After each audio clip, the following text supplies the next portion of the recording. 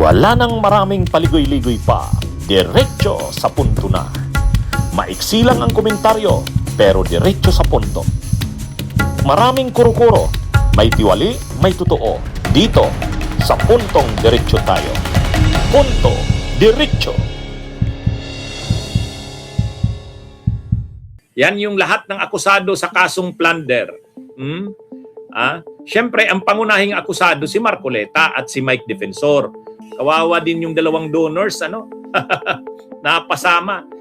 Yung tatlo nakakulong na, si Marcoleta nagdadrama pa, nandun sa hospital.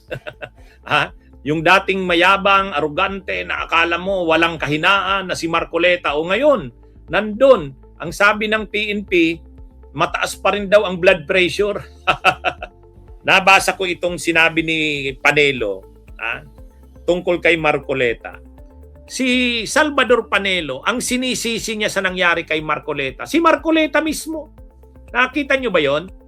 Sabi dito, kung magaling ang abogado niya, Senator Marcoleta, edi siya makukulong ngayon. Ang problema, di ko alam kung nagkonsulta siya sa abogado o siya ang nag-abogado sa sarili niya. Ayan. Matindi itong banat ni Salvador Panelo. Tama. Actually, tama naman si Attorney Sal Panelo dito. Di ba ito rin yung laging sinasabi? Kasalanan din kasi ni Marcoleta. Ngayon, ang sabi ni Salvador Panelo, hindi natin alam ano bang nangyari sa kanya. May abogado ba siyang kinuha o siya mismo ang nag-abogado sa sarili niya? Kung may abogado siyang kinuha, bakit ganun kasi ang nangyari? Kung wala naman siyang abogado, ay bakit naman kasi ganun ang ano niya? Sabi ni Attorney Sal Panelo, yung dating kaso niya, yung hindi nag-declare sa SOSE, ang penalty doon, fine lang. Fine, sabi niya. Di dapat tinanggap niya na lang yun. At least fine yun. Ay linulusutan niya yung sa SOSE, yung hindi niya dineclare sa SOSE. Ang sinabi niya, tumanggap naman ako ng donation, pero hindi pa naman ako kandidato noon. Ay kaya lang, sabi nga ni Attorney Sal Panelo, hindi ka nga kandidato, pero congressman ka naman. Ay di bawal din yun. At dahil more than 50 million, di plunder. At saka series pa yun. Ilang tao ang nagbigay sa kanya. Kaya pasok na pasok sa plunder eh. Kaya sabi ni Attorney Sal Panelo, ano ba naman kasing nangyari dyan? May abogado ba siya? Kasi kung may abogado siya, hindi niya dapat siya makulong. Kasi mag-a-advise sa kanya yan ng tama. O baka hindi siya kumuha ng abogado. Bakit naman ganun? Yun. Kaya medyo ito mismong DDS na itong si Panelo sinisisi niya na si Marcoleta nito ni Attorney Sal Panelo. Palpak, kumbaga hindi niya naman sinabing eksaktong palpak, pero ganoon na rin yun. Kumbaga ang kapalpakan dito, bakit nakulong si Marcoleta? Dahil din mismo kay Marcoleta. Kasi kung kumuha siya ng abogado, ganun ba yung advice sa kanya ng abogado? At kung hindi man siya kumuha ng abogado, siya ba ang nag-abogado sa sarili niya? Ay mga kabunyog, mga kababayan. So yan, kaya kahit si Panelo naniniwala na itong nangyaring ito kay Marcoleta, kung may dapat mang sisihin dito, si Marcoleta mismo. Kasalanan niya ito. Kasi sabi nga ni Sal Panelo, magaan lang naman sana yung kaso eh. Kung tinanggap niya na lang, inamin niya na lang na wala talagang dineclare sa SOSE. Hindi niya linagay sa SOSE, okay, anong penalty? Fine. Magmumulta. O di tinanggap niya na lang sana, ay ito kung anong palusot niya. Sinabi niya, tumanggap nga siya ng pera, pero hindi pa naman daw siya kandidato noon.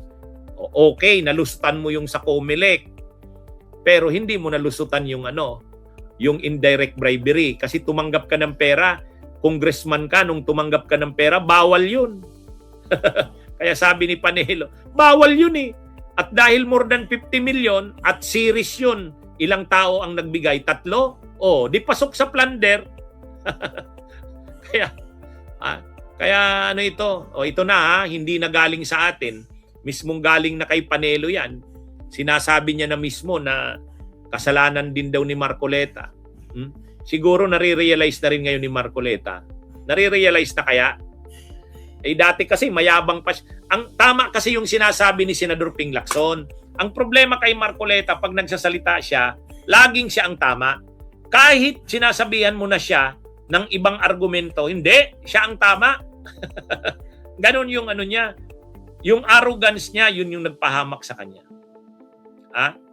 At dahil nga sa ginawa na yan ni Marcoleta, mabilis siyang nakasuhan kasi siya na mismo ang nag-provide ng ebidensya laban sa sarili niya. Kaya nga sabi ni Ombudsman Boying Rimulya, hindi naman ako nahirapan diyan sa kaso ni Marcoleta. Ang dali lang yan. Ang dali lang yan kasi nandun na yung ebidensya, galing na sa kanya . Kaya sabi ni Attorney Salpanelo, kung may sisisihin man dyan, si Marcoleta mismo. Kumuha ba siya ng abogado? Kung kumuha ng abogado, palpak yung abogado niya. Kung hindi siya kumuha ng abogado, siya ang nag-abogado sa sarili niya, bakit naman? Kaya sa bandang huli, sabi niya, kung may sisisihin man si Marcoleta, babasahan na ng sakdal. May arraignment na sa July 10. Kaya lang malamang kasabay sa arraignment, magmo-motion yan na i-hospital arrest na naman siya. Abangan natin, panoorin nyo ako sa July 10. Mag-a-update tayo kung ano nang nangyari kay dito kay Marcoleta at kila Mike Defensor. Siyempre, sigurado yan, magpipli sila not guilty. Sigurado yan. Pero, mahirap kasi dito kasi ito namang si Mike Defensor. Ito kasing si Mike Defensor, laging nagsasabi, nagbigay ako ng pera, donations. Pera ko naman yun . Anong masama doon? Ay, mga kabunyog, mayabang si Marcoletang sumagot. Mayabang din sumagot si Mike Defensor. Yung mga sagot nila, yun din ang mga nagdiin sa kanila. Ang hindi lang nagsasalita yung dalawa, yung Biray sa Espiritu, tahimik lang. Kasi siguro naman talagang tahimik lang sila, ang buhay nila negosyante sila. Ay problema ngayon, wala na, nakakulong na silang pareho. Kumpleto na yung 4 na akusado. Si Defensor saka yung Joseph Espiritu, yung nasa kanan, sabayan na naaresto, nagkakapi sila sa Starbucks. Yung isa, yung pang-4, si Aristotol Biray, naaresto sumunod na gabi. Sumunod na gabi. Sa ngayon, nasa Payatas jail facility na ng Quezon City, si Mike Defensor, si Biray at saka si Espiritu. Si Marcoleta ang nagdadrama pa nandun sa PNP General Hospital. Fluctuating daw ang blood pressure. Ay, drama na naman. Okay, mga kabunyog, mga kaubayan, magandang araw sa inyong lahat. Mabuhay po tayo. Bunyog, bunyog, halikan na kasama ka. Bunyog, kapag buklod ay may pag-asa. Luzon, Visayas, Mindanao, isa ang pananaw. Sa bagong Pilipinas ang bunyog isisigaw. Bunyog, bunyog.